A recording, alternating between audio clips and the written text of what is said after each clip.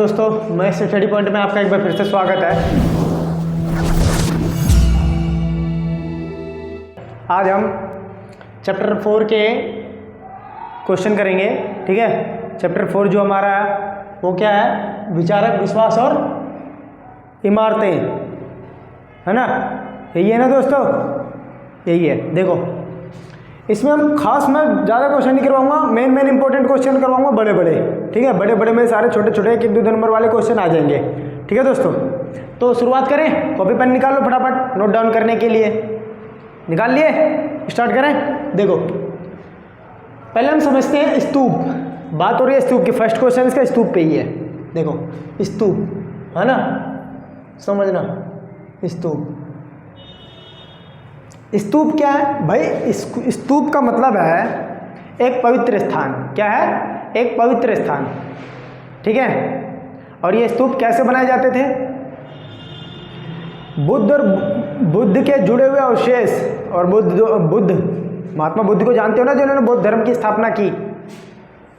इनसे जुड़े हुए सामान या जो इन्होंने इस्तेमाल करी हुई चीज़ें हैं, और इनके जुड़े हुए अवशेष जैसे बाल, इनके नाखून, इनकी अस्थियाँ, ठीक है, इनके चीज़ों को एक जहाँ जहाँ स्तूप बनाए गए वहाँ गाड़ दिया गया। समझ में आ गया? तो इस तरह से स्तूप का निर्माण हो गया और वो स्थल पवित्र हो गया, पवित्र माना जाता था। ठीक है जी हाँ, बिल्कुल सही सुना आपने। बुद्ध के जुड़े हुए अवशेषों से स्तूप का निर्माण हुआ। ठीक है दोस्तों, क्लियर? अब भाई स्तूप, तो भाई स्तूप, अगला 1 नंबर का क्वेश्चन है। स्तूप को संस्कृत भाषा में किस नाम से, दूसरा भाषा में नाम से जानते हैं? टीला।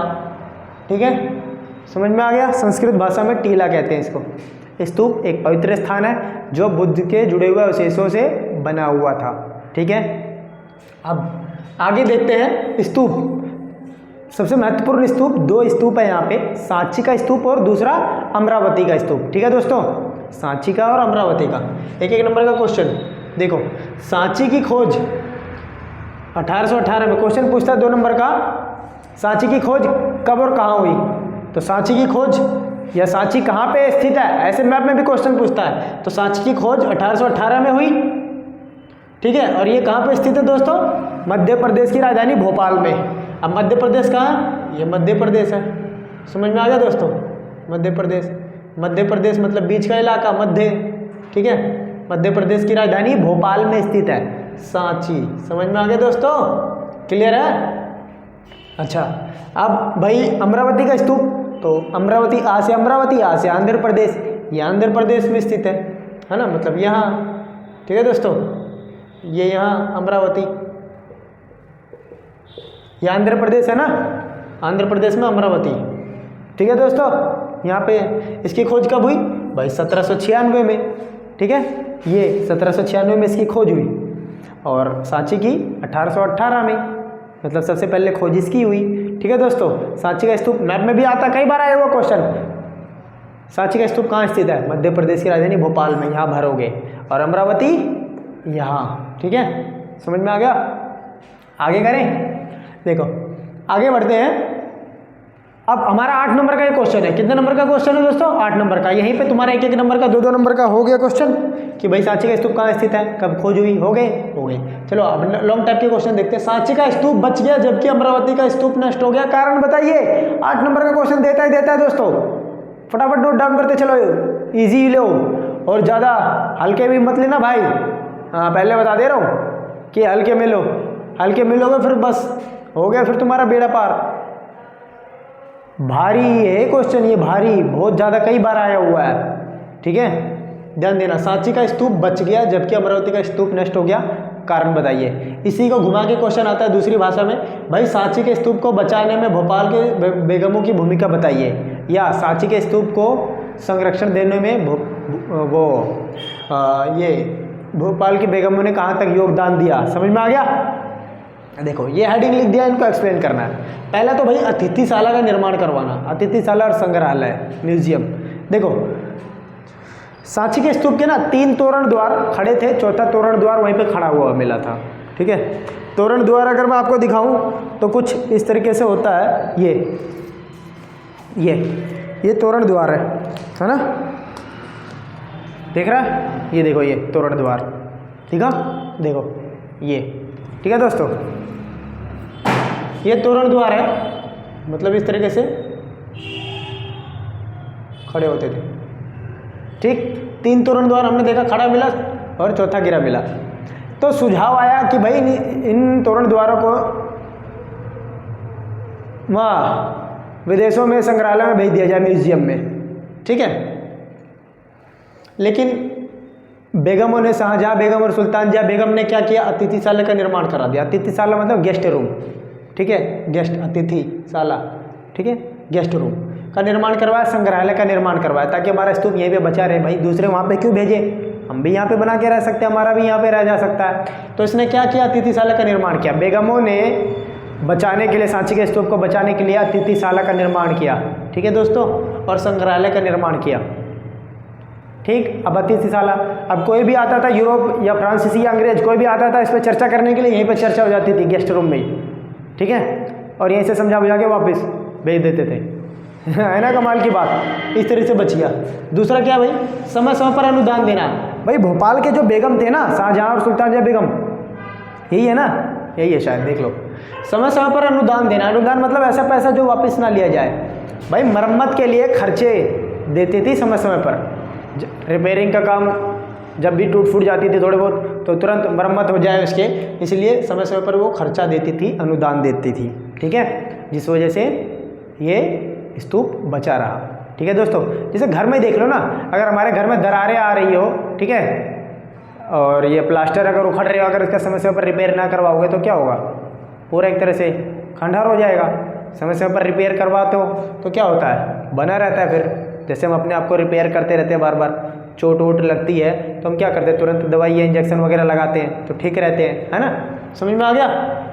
आगे देखो, सांची की खोज अमरावती के बाद हुई। बिल्कुल, अभी मैंने क्या बताया, सांची की खोज कब हुई, 1818 में, और अमरावती की 1796 में। तो भाई सांची की खोज ना अमरावती के बाद हुई, जिसके वजह से क्या हुआ, अमरावती नष्ट हो गई और सांची का स्तूप बच गया।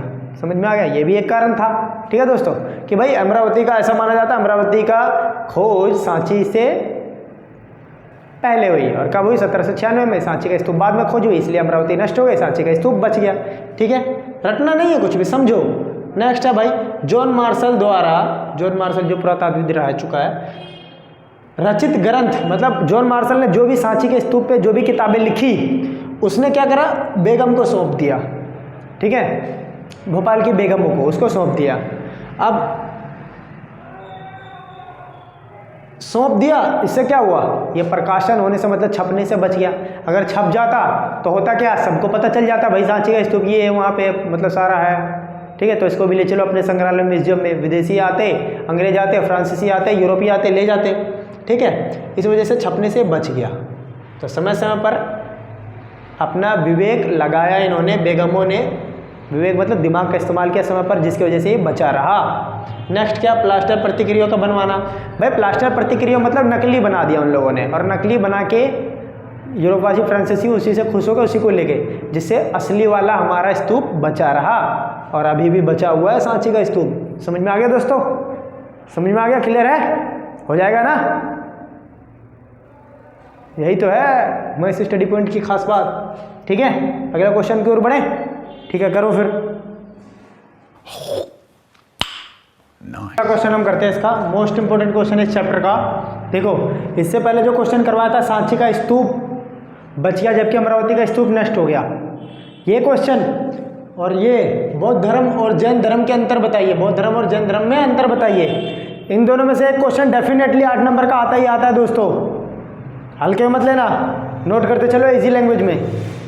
और इसका घुमा के क्वेश्चन आता है, बौद्ध धर्म की शिक्षा और जैन धर्म की शिक्षाओं में अंतर बताइए। समझ में आ गया, ये आएगा नहीं तो वो आएगा, सांची का स्तूप वाला, ठीक है दोस्तों। करें, देखो बहुत ही इजी तरीके में बताऊंगा, ध्यान देना, कुछ भी पढ़ने की जरूरत नहीं है। देखो इतने इजी पॉइंट लिखा है ना तुम्हारे लिए, नोट करते चलो बस तुम, ठीक है। देखो, बौद्ध धर्म ईश्वर को नहीं मानता, ये कहता है कि भाई ईश्वर को एक तो नहीं मानता, ठीक है। विश्व, इसका कहना है कि विश्व लगातार बदल रहा है, और यहाँ पे हर चीज़ क्षण भंगुर है। क्षण भंगुर मतलब कुछ ही पल के लिए है ना, किसी का कुछ पता नहीं कौन कब चल बसे, ठीक है, मतलब क्षण भंगुर दुनिया है ये कहता है। ये ईश्वर को नहीं मानते, ये ईश्वर को मानते। देखो इजी पॉइंट में लाया हूँ तुम्हारे लिए, मैंने बुक में पढ़ा, सपोर्टिंग में पढ़ा, थोड़ा लेंथी और बड़ा भी है काफ़ी ज़्यादा, इसलिए मैंने छोटा छोटा करके इजी लैंग्वेज में लिखा हूँ तुम्हारे लिए, ठीक है। तो फटाफट नोट कर लो इसको। देखो बौद्ध धर्म ईश्वर को नहीं मानता, ये ईश्वर को मानते हैं। इनके अनुसार भगवान का होना न होना अप्रासंगिक है। अप्रासंगिक मतलब होता महत्व न होना, मतलब ईश्वर का ये लोग महत्व नहीं देते, उतना नहीं मानते, और ये भगवान को मानते हैं। ये कहते हैं भाई भगवान का महत्व है, अस्तित्व है, ठीक है। आगे देखो, बौद्ध धर्म का कहना है कि भाई समाज का निर्माण इंसानों ने किया, ना कि ईश्वर ने। अब ये जब भगवान को नहीं मान रहे हैं तो जो समाज का निर्माण है ये तो बोलेगा ही कि भाई भगवान ने नहीं किया है, इंसान ने किया। ये भगवान को मानते हैं, इसलिए कहते हैं कि भाई इसका कहना है कि समाज का निर्माण इंसानों ने किया है, इंसानों ने नहीं किया बल्कि ईश्वर ने किया है, ठीक है। यहाँ पे ये नहीं कर रहे, यहाँ कर रहे, बस यही तो फायदा है दोस्तों। ये याद हो गया तो अपने आप याद हो जाएगा। ये ईश्वर को मान रहे, नहीं मान रहे, ये मानते हैं। ये कहते भाई महत्व नहीं है भगवान का, ये कहता महत्व है। ये कहता भाई समाज का निर्माण ईश्वर ने किया, ये कहता भाई ईश्वर ने इसका कहना है कि समाज का निर्माण मनुष्य ने किया, ये कहता भाई नहीं ईश्वर ने किया है।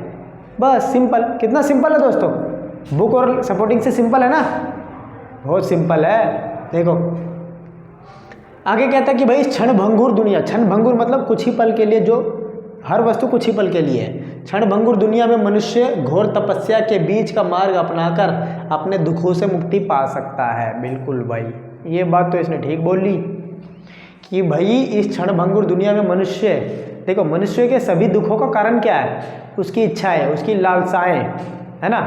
भाई चिंता क्यों करते हो, जो तुम्हारे नसीब में है वो आएगा, और जो तुम्हारे नसीब में नहीं है उसे तुम छीन के भी नहीं ले सकते, ठीक है। यही तो बात है इस दुनिया की, है ना। जो तुम्हारे नसीब में है वो आकर ही रहेगा। गीता सार में यही तो कहा गया है गीता में कि भाई जो तुम्हारे पास, मनुष्य क्या करता है, जो उसका नसीब में नहीं होता उसको छुनने की कोशिश करता है। सॉरी। तो होता क्या है भाई, कहता है कि अगर अपने दुखों से मुक्ति पाना चाहते हो, सभी दुखों का कारण क्या है, लालसा, इच्छा। मनुष्य की कभी इच्छा खत्म नहीं होती, आज ये लेना है, कल वो लेना है, परसों ये लेना है, और इसी वजह से मनुष्य हमेशा दुखी रहता है। उसके पास गाड़ी आ गई, मेरे पास गाड़ी नहीं है ना, बस यही कारण। लोग मेहनत नहीं देखते, बस देखते पैसा कहाँ से आ रहा है उसके पास, है ना। बस ये चीज़ नहीं होनी चाहिए दोस्तों। आजकल कहते हैं ना कि मनुष्य जितना अपने दुखों से परेशान नहीं है उतना दूसरों के सुख से परेशान है। मतलब वो खुश कैसे है इसको पीछे करो, बस यही है ना दोस्तों। देखो ये समझ में आ गया। इसमें क्या कहता है भाई, इसके अनुसार मतलब जैन धर्म क्या कहता है, जन्म और पुनर्जन्म का जो चक्र है ना वो कर्म के द्वारा निर्धारित होता है। अच्छे कर्म करोगे तो पुनर्जन्म मिलेगा, है ना। कर्म से मुक्ति पाने के लिए त्याग की तपस्या है। हाँ भाई, अगर कर्म नहीं करना चाहते हो, कर्म मतलब कार्य नहीं करना चाहते हो, तो त्याग करो, हर चीज़ों का त्याग करो, सभी चीज़ों का साधारण सा जीवन बिताओ, कर्म करने की जरूरत नहीं पड़ेगी। हाँ भाई, अच्छा अब हम इसमें आगे लिख देंगे बौद्ध धर्म के संस्थापक कौन है, मतलब स्थापित करने वाले गौतम बुद्ध। एक नंबर का क्वेश्चन पूछता है, गौतम बुद्ध का बचपन का नाम सिद्धार्थ। समझ में आ गया दोस्तों, ठीक है। और इसके कौन माने जाते हैं, एक तरह से महावीर स्वामी माने जाते हैं, ठीक है, माने जाते हैं दोस्तों बस। अच्छा इसमें यह रह गया कि भाई जैन और साधु साध्वी 5 व्रत करते थे। कौन कौन सा, हत्या ना करना, चोरी ना करना, झूठ ना बोलना, ब्रह्मचर्य का पालन करना, ब्रह्मचर्य मतलब बड़ों की आज्ञा का पालन करना, धन संग्रह ना करना, धन संग्रह मतलब धन को इकट्ठा ना करना। ये जैन साधु और साध्वी 5 व्रत करते थे, ठीक है दोस्तों, हो जाएगा। ये मानते हैं भाई ईश्वर कण कण में बसे हुए हैं, पत्थर, चट्टान, जीव, कीड़े मकोड़ों को नहीं मारते हैं ये लोग। जैन धर्म वाले कीड़े मकोड़ों को मारना पाप समझते हैं और कहते हैं कि सृष्टि के कण कण में, पत्थर में भी भगवान है, जल में भी भगवान है, पत्थर में भी भगवान है। लेकिन ये लोग भगवान को नहीं मानते, ये लोग मानते हैं। समझ में आ गया दोस्तों, कीड़े मकोड़ों को नहीं मारना, जीवों को मारना पाप समझते हैं ये लोग, ठीक है। बहुत ईजी है ना दोस्तों। देखो ये वीडियो ना आपके लिए काफ़ी ज़्यादा मेहनत करता हूँ और इतने इजी पॉइंट ढूंढने में ना, बनाने में बहुत ज़्यादा टाइम लगता है, ठीक है। तो इसीलिए मेरा ये जो मेहनत है वो बर्बाद ना हो, इसीलिए मैं भाई बोलूँगा कि ज़्यादा से ज़्यादा आप लोग शेयर करो ताकि ज़्यादा से ज़्यादा बच्चे इसका फ़ायदा उठा सकें। ठीक है, क्योंकि बच्चे बुक उठाते हैं ना, सपोर्टिव उठाते हैं, उसमें लैंग्वेज जो होती है अटपटी सी होती है, थोड़ी समझ में नहीं आती, एक वर्ड समझ में नहीं आती, फिर पढ़ने का मन नहीं करता इसी वजह से।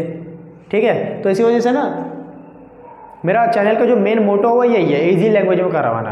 ठीक है, देखो कितने ईजी लैंग्वेज है, इतने ईजी लैंग्वेज आपने कभी पढ़ा था? फिर तो इसीलिए ज़्यादा से ज़्यादा शेयर करो ताकि बच्चे ज़्यादा से ज़्यादा फ़ायदा उठा सकें, अब मेरी मेहनत भी रंग लाए। ठीक है, समझ में आ गया दोस्तों? कर लोगे? कर लो, फिर मिलते हैं अगले क्वेश्चन में। Oh my God! Wow! दोस्तों इसके अगले क्वेश्चन की ओर बढ़ते हैं। देखो, इससे पहले जो मैंने बताया था बौद्ध धर्म, जैन धर्म, सांची का स्तूप, ये दोनों इंपॉर्टेंट क्वेश्चन है, खासकर 8 नंबर वाले, कई बार बता चुका हूँ। अब देखो इस चैप्टर का हम देखेंगे कुछ ऐसे क्वेश्चंस जो एक नंबर के बहुत बार आते हैं, हर बार रिपीट होता है, चाहे वो MCQ में हो, चाहे वो तुम्हारा मैप में हो। ठीक है दोस्तों, आता ही आता है, तो इग्नोर मत कर रहिएगा। ठीक है, ध्यान देना। देखो टॉपिक हमारा बुद्ध और ज्ञान की खोज। ठीक है, बुद्ध, महात्मा बुद्ध को जानते हो ना, जिन्होंने बौद्ध धर्म की स्थापना की। सॉरी, देखो इसका भाई इससे रिलेटेड सारे जितने भी स्थल हैं ना सब पूछता है, हर बारी पूछता है लगभग, तो कहने का मतलब है तो इग्नोर तो करना ही नहीं बनता ये। ठीक है दोस्तों, ध्यान दो। देखो बुद्ध के बचपन का नाम सबसे पहले MCQ में सिद्धार्थ। ठीक है, सिद्धार्थ बचपन का नाम बुद्ध का। अब इसकी स्टोरी अगर मैं बताऊं तो बुद्ध महलों में रहते थे। ठीक है, और हुआ क्या, जब वो छोटे थे तो अपने आप को ना सोचते थे कि देखो घर से उन्हें महल के बाहर नहीं निकलने दिया जाता था। ज़्यादातर राजा महाराजा जितने थे ना अपने बच्चों को बाहर निकलने नहीं देते थे। ठीक है, महल के 4 दीवारी के अंदर ही रखते थे। ठीक, वैसे ही कुछ इनका भी था जीवन महात्मा बुद्ध का। तो इन्होंने रियलाइज़ किया, एक दिन खिड़की के बाहर झांक रहे थे। ठीक है, और बाहर का नज़ारा देखा तो इनका भी कुछ घूमने का मन हुआ थोड़ा, और अपने रथकार मतलब जो रथ चलाते हैं उनके, पहले रथ चलता था, तो उनसे कहा एक बार बाहर घुमाने के लिए, बाहर ले जाने के लिए। ठीक है, अब जब वो बाहर जाते हैं तो कई सारे ऐसे मनोहारी दृश्य देखते हैं, अट्रैक्टिव दृश्य देखते हैं, जिन्होंने उसके महात्मा बुद्ध के जीवन को बदल के रख दिया। और वहीं से फिर स्टार्ट हो गया महात्मा बुद्ध की गृह त्याग। समझ में आ गया दोस्तों? देखो रास्ते में उन्होंने एक बार एक बीमार को देखा, बीमार व्यक्ति को। देखो जीवन के सच के बारे में, जीवन के सच को कोई झुठला नहीं सकता, मरना सबको है, यही सब चीज़ें ऐसी। तो एक बीमार को देखा, वो सोच में पड़ गए कि बीमार है, कैसे है, क्यों है ना, और क्या बीमारी है, इस तरह। दूसरा आगे जाके देखा, आगे गए तो एक बूढ़ा मिला, बूढ़ा, तो वो सोच में पड़ गया, ये बूढ़ा कैसे हो गया, है ना। मतलब वो अपने आप को देखते और सामने वाले को देखते, बूढ़े को, कितना फ़र्क है। क्या ऐसा भी होता है जीवन में, और क्या सबको होना है, क्या मैं भी ऐसा होऊंगा? सोच विचार, बहुत ज़्यादा सोच विचार गहराइयों में चले गए दोस्तों। ठीक है, उसके बाद आगे गए, एक लाश को देखा। जी हाँ, लाश अर्थी जा रही थी। तो अपने रथ वाले से पूछता ये मतलब लेटा हुआ कौन है? क्या लेटा हुआ नहीं है जी, ये तो लाश है, इसका देह संस्कार होने जा रहा है। वो भाई वो चौंक गए पूरे और सोच विचार करने लग गए, अच्छा क्या मैं भी मरूंगा यहाँ पे? ऐसे सोचने लग गए, सबको मरना है, हाँ, इस सच से कोई नहीं बच सकता, चाहे अमीर हो गरीब हो, कितना अमीर भी क्यों ना हो, इसको कोई खरीद नहीं सकता, जाना सबको एक बार। अब भाई ये भावना उनके मन में घर कर गई। ठीक है, अब यहीं से उनका शुरुआत हो जाता है, बहुत ज़्यादा सोच विचार में डूब गए, मरना है सबको, इससे कोई नहीं बच सकता, है ना। बीमारी, एक पीड़ित व्यक्ति को देखा, सबके जीवन में दुख सुख आते रहते हैं, कोई नहीं बच सकता इससे, बुढ़ापा भी सबके लाइफ में आएगा। ठीक है, ऐसे सोच विचार करने लग गए। जब वापस घर आते हैं तो बस मतलब इनके मन से निकल ही नहीं रहा था वो बातें, मैं भी बूढ़ा हूँगा, मैं भी मरूँगा। ठीक है, ऐसे ऐसी बातें आने लगी। उन्होंने गृह त्याग करने का फिर फैसला ले लिया, ठीक है, कि मुझे दुखों से मुक्ति पाना है। और दुखों से मुक्ति पाने के लिए भाई तपस्या में लग गई, ज़्यादा से ज़्यादा तपस्या करने लग गए, ठीक है। ये रही इनकी कहानी। अब देखो बचपन का नाम क्या था इनका? सिद्धांत। ज़्यादा लंबा नहीं करेंगे, आगे देखो इसका जन्म स्थल। बुद्ध का जन्म स्थल जो है वो लुम्बिनी, बिहार और नेपाल के बॉर्डर में आता है कुछ, ठीक है दोस्तों। देखो बता देता हूँ,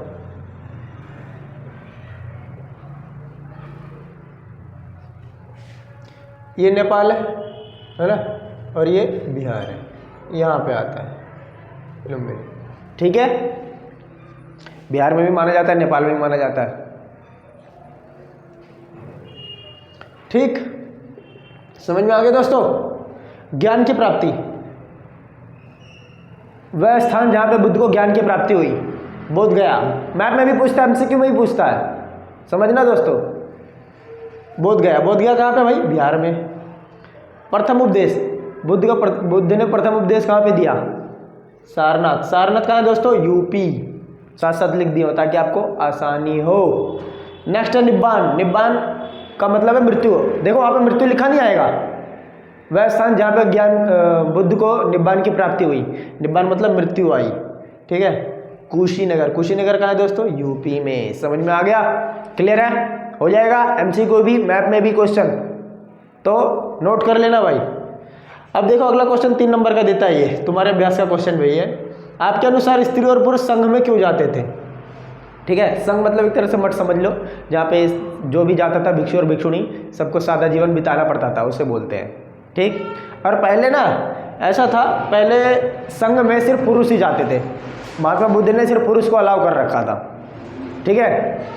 लेकिन उनके प्रिय शिष्य आनंद, 1 नंबर का क्वेश्चन पूछता है ये आनंद, ये कि बुद्ध के प्रिय शिष्य का नाम बताइए। आनंद है। आनंद ने इनसे रिक्वेस्ट करी, समझाई बुझाई, तो स्त्रियों को भी आने की अनुमति दी गई, ठीक है दोस्तों। देखो संघ में स्त्री पुरुष क्यों जाते हैं भाई? सबको यहाँ पे समान माना जाता है, ठीक है, चाहे वो अमीर हो गरीब हो कोई भी हो, सबको समान माना जाता है। और संघ में एक बार जो भी आ जाता था ना, उसको अपनी पुरानी पहचान त्यागनी पड़ती थी और सादा जीवन बिताना पड़ता था।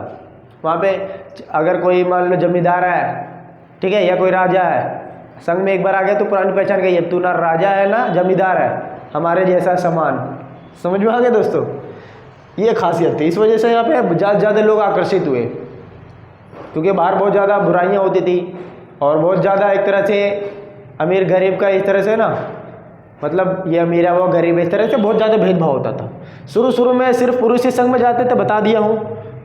यहाँ किसी के साथ भेदभाव नहीं होता था, सबसे बड़ी बात, इसलिए ना ज़्यादा लोग संघ में आते चले गए। और जो भी संघ में आए उपदेशिकाएँ बने, ठीक है, उपदेश देने वाले भिक्षु और भिक्षुणी बने, जो सादा जीवन बिताते हैं, धर्म का उपदेश देते हैं। समझ में आ गया दोस्तों? हो जाएगा, आगे बढ़े, करो फिर इसके अगले क्वेश्चन की ओर बढ़ते हैं दोस्तों। ध्यान देना, इसका जो अगला क्वेश्चन है इंपॉर्टेंट क्वेश्चन, 8 नंबर का ये भी क्वेश्चन आता है। तो हमारे 8 नंबर के कितने क्वेश्चन हो गए दोस्तों? 3, है ना। एक और 4 है, देखो बताता हूँ अभी। एक तो सांची का स्तूप हो गया, दूसरा बौद्ध धर्म जैन धर्म में अंतर, तीसरा महायान और हीनयान में अंतर, ये भी पूछता है 4 नंबर में, 2 नंबर में, 8 नंबर में। और इसके बाद अभी एक जो क्वेश्चन बताऊँगा वो देखो, क्वेश्चन हमारा 2 तरह से घुमा के आता है क्वेश्चन ये, ठीक है। वो क्या है कि भाई बौद्ध धर्म किन 2 भागों में बट गया, ठीक है दोस्तों। बौद्ध धर्म मतलब महात्मा बुद्ध की मृत्यु के बाद ये 2 भागों में बट गया, ठीक है। किन 2 भागों में बट गया, अंतर बताइए, ऐसे क्वेश्चन। अब बच्चे यहाँ पे समझ में नहीं आते, भाई बौद्ध धर्म भी 2 भागों में बट गया, उत्तरी, ठीक है, ऐसे कंफ्यूज हो जाते हैं। तो कंफ्यूज नहीं होना है, क्योंकि मैथ स्टडी पॉइंट है ना, इजी लैंग्वेज है, देखो। और यहाँ सब कुछ मिलेगा, जैसे जैसे क्वेश्चन आते हैं अथो पथो में सब मिलेगा यहाँ पे। अब आगे क्या भाई, इसका घुमा के क्वेश्चन, महायान और हीनयान में अंतर बताइए। चलो ये तो आ जाएगा तो लिख दोगे, लेकिन ऊपर वाला आएगा तो कैसे पता? ज़्यादातर बच्चों को पता ही नहीं है कि बौद्ध धर्म भी 2 भागों में बट गया है ना।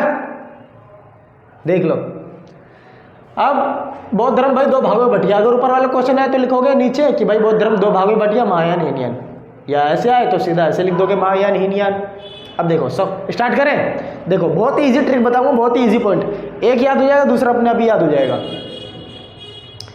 देखो इसमें क्या कहता है कि भाई महायान, ये गौतम बुद्ध को देवता मानते हैं, मतलब ये भगवान बुद्ध को मानते हैं और ये हीनयान नहीं मानते हैं। समझ में आया? पहला इजी है, इसमें मान रहे हैं, इसमें नहीं मान रहे, बस खत्म। और तो भाई कुछ है ही नहीं इसमें। ये गौतम बुद्ध को देवता मानते हैं, मतलब एक तरह से उनको गौतम बुद्ध को मानते हैं, ये नहीं मानते। ये पुरुष मानते हैं, महापुरुष मानते हैं, ठीक है।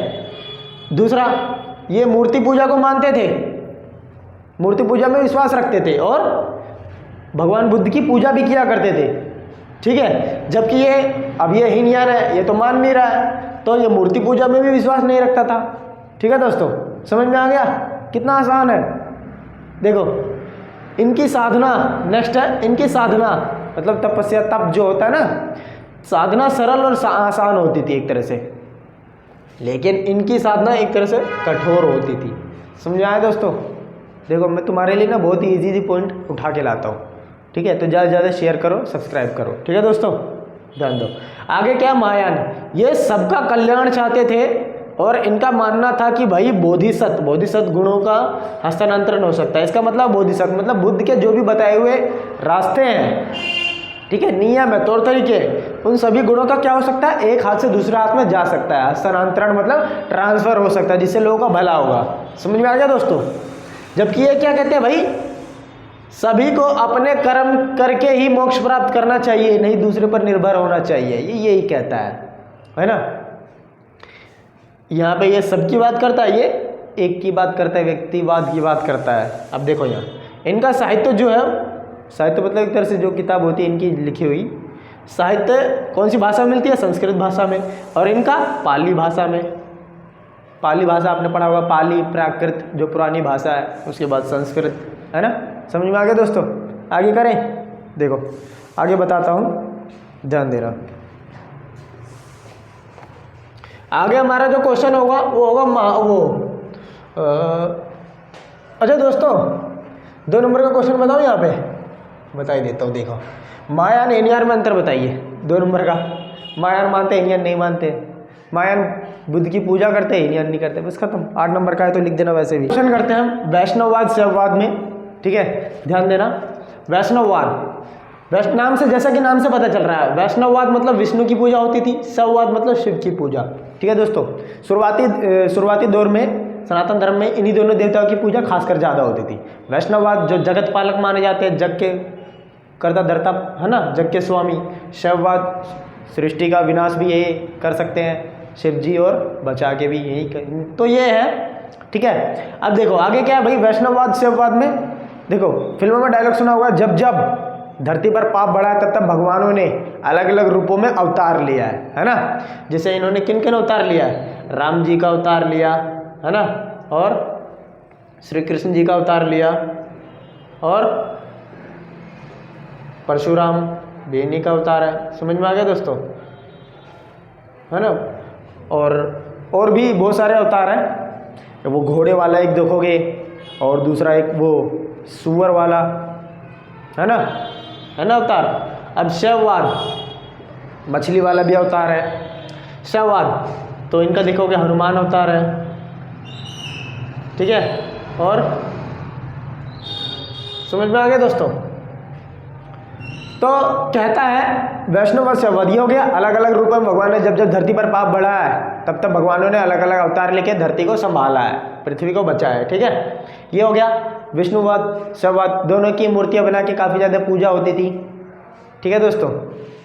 अच्छा, जो विष्णु की पूजा करते थे उसे वैष्णववाद कहते थे, शैववाद जो शिव की पूजा करते थे उसे शैववाद माना जाता था। समझ में आ गया? क्लियर है? हो जाएगा दोस्तों।